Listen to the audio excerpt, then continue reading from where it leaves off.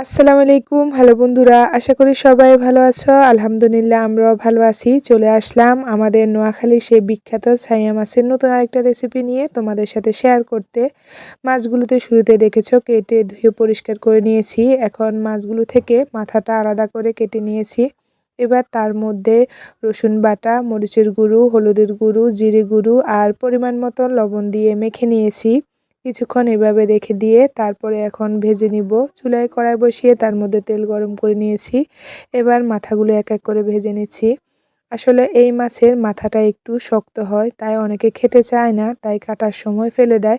তবে যেহেতু টাকা দিয়ে কিনা আর মাছের মাথায় বেশি ভিটামিন থাকে আমরা সবাই জানি, তাই এই তো আমরা কিন্তু ফেলে দিই না, এভাবে মচমচা করে ভেজে নিই। আর এটা শুধু এভাবে খেতেও কিন্তু বেশ মজা। এই যে দেখো ভেজে নামানোর সাথে সাথে আমার ছোট মেয়েটা প্লেটটা নিয়ে চলে আসে, সে এগুলো খাবে। তাই ওই যে বলেছি এগুলো কিন্তু বেশ মচমচা হয় এভাবে ভাজলে, তাই আমার মেয়েদেরকে কিন্তু আমি বেশিরভাগ সময় এভাবে দিয়ে থাকি। ওরা কিন্তু বেশ মজা করে খায়।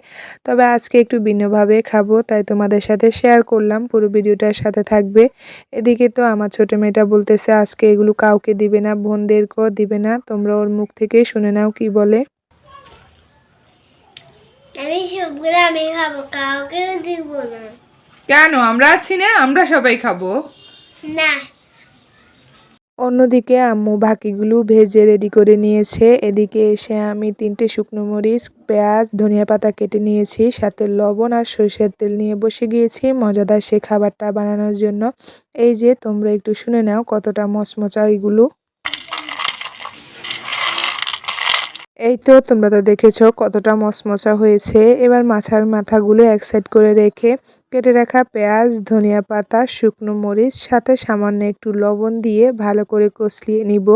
এর মাঝে আমার প্রিয় ভালোবাসার মানুষদের কাছে ছোট্ট একটা রিকোয়েস্ট, তোমরা যে যেখান থেকে আমার এই ভিডিওটা দেখতেছ, যদি ভালো লেগে থাকে লাইক, কমেন্ট, শেয়ার দিয়ে পাশে থাকবে।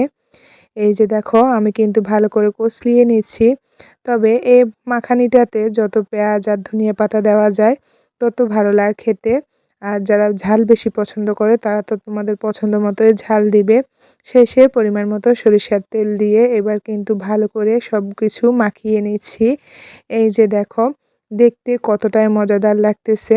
একবার যদি এই জিনিসটা বানিয়ে খাও তাহলে বুঝবে কক্সবাজারের বালাচাও স্বাদকে হার মানাবে। এই তো মাখানের পরোটা আমি আর অপেক্ষা করতে পারতেছি না, সঙ্গে সঙ্গে গরম ভাত নিয়ে বসে যাই খাওয়ার জন্য। এই যে দেখো তোমরাও যদি এভাবে একবার বানিয়ে খাও আমি জানি আর কখনোই কিন্তু এই মাছের মাথাটা ফেলবে না। এই তো আমি তো খেয়ে নিচ্ছি, আর কোনো তরকারি নিই নাই, শুধু এই মাখানিটা দিয়ে ভাতটা শেষ করে নিচ্ছি।